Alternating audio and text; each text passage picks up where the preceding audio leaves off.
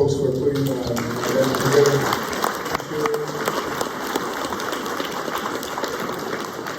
I wanted to share some additional information.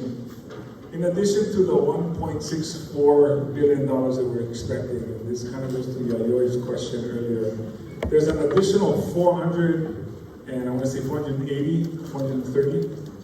Okay, so $480 million is also set aside. 300 of that is for the water projects.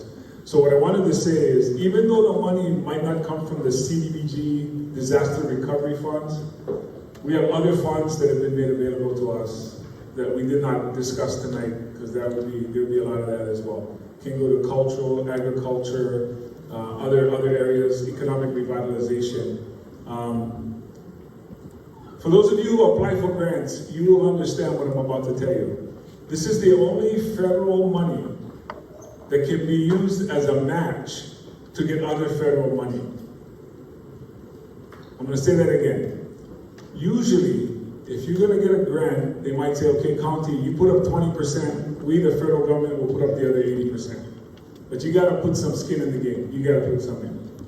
With this fund, what makes this unique is its flexibility.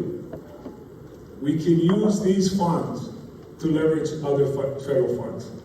And that's really important, but it's also very strategic and very tactical in how we do that. So give us some time to try to figure that part out as well. You can just run down and put the money down and, build a house or something, and then maybe miss opportunities that we want to maybe build more homes. So I just wanted to stress that as we have Jed as our consultant and John and Patience and the team putting together, there are uses for this funds that we want to be really, really smart about. It does require 3 community meetings. 3? It does require 3 meetings that we'll hold. This is not one of them. We will hold 3 meetings talking about what you folks want us to do with these funds, how you want us to best spend it. But we want to give you as much guidance and information, which is why we want you to go to the web page or the QR codes so you can get some of that answer already. The thing I'm going to tell you, the one point I want you to leave with tonight is not the money and not all that other stuff, is your eligibility for this program. You need your documents.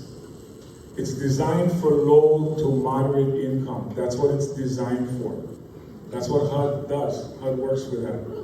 HUD works with that community. It's for the most vulnerable. So if you can put yourself in those categories, you will qualify for the funds. If you cannot, you won't. Just being real straight. So the most important thing is to check on your eligibility, on what it does and makes you eligible. We're still getting that paperwork from HUD. We want everybody to be eligible, as many as possible. So please understand, that's the most important takeaway tonight, is please determine your eligibility. We're going to call it this part a wrap, but I wanted to thank all of our community partners who came out tonight to come and be with us tonight so we can get information to you. So please make your way up here if you have questions for them. If you have more questions for John, Patience, or Jed, please come up and ask them as well. Their table is right here. So we want more time for you folks to be able to come up. Thank you to those who took the time to ask questions. We hope we answered most of them. If not, we'll try to get them up here. Everybody, good night. Thank you so much.